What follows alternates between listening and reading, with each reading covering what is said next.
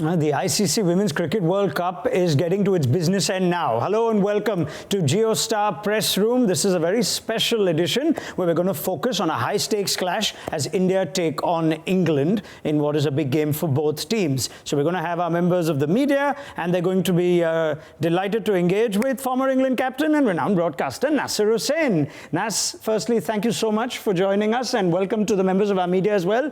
First impressions just of the tournament. You've enjoyed it so far, and the two teams we speak of, India and England, good teams. What have you made of them? Yeah, I mean, it's been an excellent tournament. Really enjoyed it. We haven't had an upset yet, but we've nearly had some upsets. England started brilliantly against South Africa, but I've just had a couple of games where Lady Luck has been on their side. Against Bangladesh, they had a couple of reviews that went their way, and then here in Colombo, Pakistan were all over them, and the rain came and saved them. And India started well, but have lost two very tight games where they played some good cricket, and we'll wonder how they didn't come away with any points. But they lost to South Africa and then that big clash against Australia. So really enjoyed it and really looking forward to, any India-England game is a massive game, and this one has a lot of importance about it in indoor. Deon, just what you sense is missing from this Indian team? If you were to pick one or two spots, they lost close games. You've mentioned a number of factors over here, but you said you don't mind the balance of this team. What do you sense is missing that India can learn from and need to get right against England? I still felt it was odd, actually, because I felt in the first couple of games they were just trying to get a par score, pack their batting and just try and get a par score, and weren't playing fearless cricket. I watched the Australia game, and the way, Pratika and Smriti and the top order went, because it was Australia, you realise you have to get a par score and a few more. You realise you're not going to plod to a score and beat Australia. And when I've watched India play Australia, actually they put on a better performance. I know they lost the game, but they seem to put on a better performance and play fearless cricket because they know that's the only way of beating Australia. You cannot just be meek and quiet and get 230. So if India need to play England like they play Australia, I just think the confidence, how this game starts is really important. But if suddenly Smriti goes early, or Tammy Beaumont or whoever opens, we don't know who's going to open, starts smashing it, then everyone starts remembering the next couple of games. If there was one thing I would change, is if you are going to play the extra batter, then go harder. Use that extra batter and realise that there's two cricketers in this game that can get their side out of trouble down the order, and that is Deepti Sharma and Charlie Dean.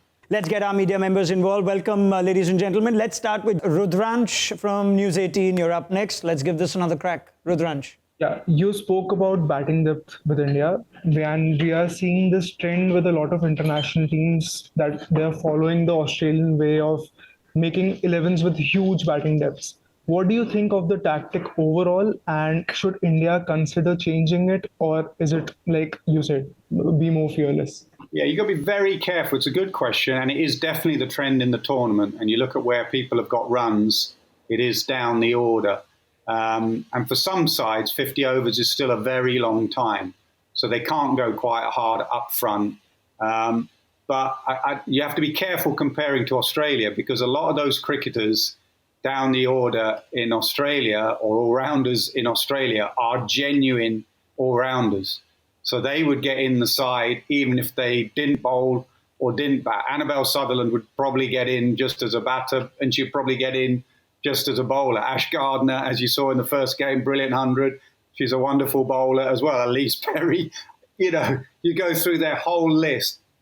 You'll be very careful because all of those get in. Alana King at number 10 gets a 50 when they're up against Pakistan here in Colombo. So if you are going to do that, you have to have, I always say, you have to have two disciplines to get in a side. You can't just bat anymore. So you got to bat and be brilliant in the field, or you got to bat and bowl, or you can't just be a bowler.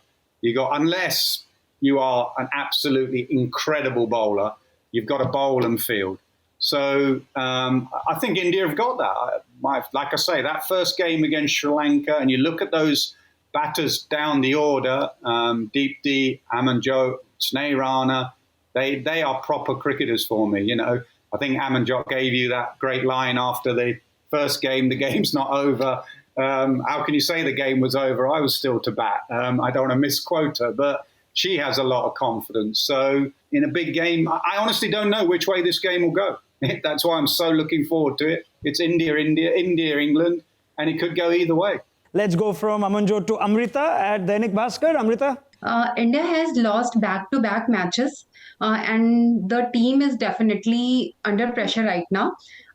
If you were the head coach of this side, what would be your one-piece advice each for Harmanpreet Kaur, Smriti Mandhana, and the young Kranti Gaur? What would my one piece of advice be? This is why you play the game. This is why you started playing as a young girl. This is why you went to all those net sessions. This is why you tried to prove everyone wrong. This is why you went through everything you've been through to be a domestic cricketer and international cricketer, to play in a World Cup game against England at home. This is what you dream of.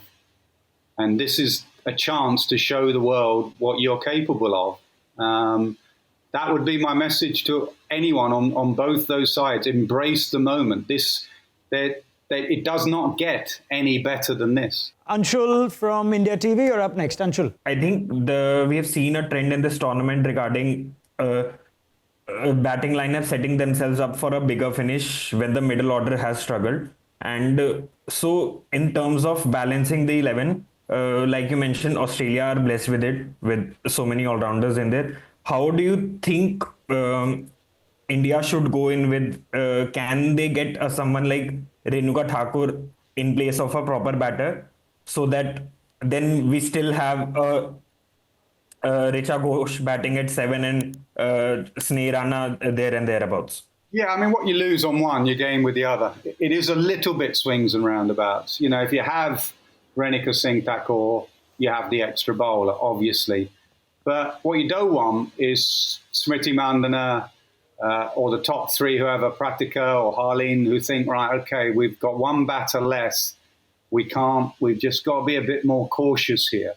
Because I don't think cautious is going to win you this World Cup. To win this World Cup, you're going to have to beat Australia, in my opinion. And to beat Australia, cautious cricket doesn't get you over the line. Harmanpreet can just get through 5 overs. That's all you're asking for. Just 5 overs. You know, Alice Capsey isn't bowling 10 overs. Just get through 5 overs of off-spin when maybe a wicket falls and a new batter comes in, left-hander maybe, bang, bang, bang, bang. And then suddenly you've got a few overs up your sleeve. So you could go the other way. I'm absolutely fine. You could go the other way because, you know, Risha Ghosh, I would give her more responsibility. She's not just the finisher. She's much better than that. So they could go the other way, but then it is a little bit swings and roundabouts. What you gain on one, you lose on the other. New Indian Express is a friend from the New Indian Express here. Chandra Prabhu? Yeah, please. So my question is about the performances of Harmanpreet Kaur as her first World Cup as captain. Could you just give your assessments of her performances with the bat? Could you just do that? Yeah. Yeah, she's just been okay, hasn't she? I haven't looked at all the scores, but she's had a couple of starts. Obviously in the Australia game, they'd gone well. So she then had so much batting. She may think, right, I've got to go as well. I think she's got to be if Smitty goes, even if it's for 70, 80 like the other day, Harmanpreet's got to be the one that says, I'm going to bat all the way and everyone has to come in and bat around me. She can be so destructive. She's a good player of spin. She sweeps very, very well, her slog sweep.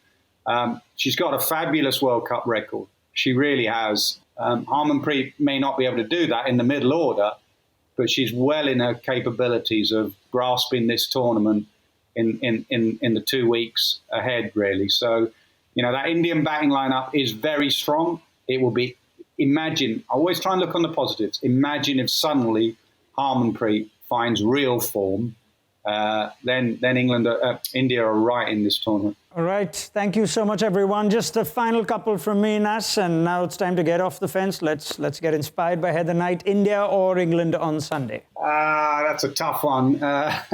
But someone born in Chennai and played for England, I'm going to go I'm going to go England, actually. I think they've not played their best cricket, but they're unbeaten. And I think they will turn up and play their best cricket. But this is a difficult game for them. All right. And I'll give you one more prediction to leave us with. We know Australia have made the semi-finals. It's time for the Nasser bingo. Go for it. Call it now. We're past the halfway stage of the tournament. So your semi-final lineup? My semi-final lineup would be Australia against India. What a game that is. And England against South Africa. And then an Australia against England final. And probably, this is not elite punditry, by the way, but probably an Australia win. All right. And on that note, Nasser Hussain, thank you so much for your time and your patience and your thoughts. And big thank you to all our friends in the media. I hope we've got, Nasser's got you covered with his wonderful views and thoughts and his perhaps slightly less wonderful predictions from an Indian standpoint. But he did put a disclaimer there that it's not necessarily how things might play out. Thank you so much for joining us in JioHotstar Press Room. Nasser, thank you so much as well. And we look forward to hearing you again soon on Sunday.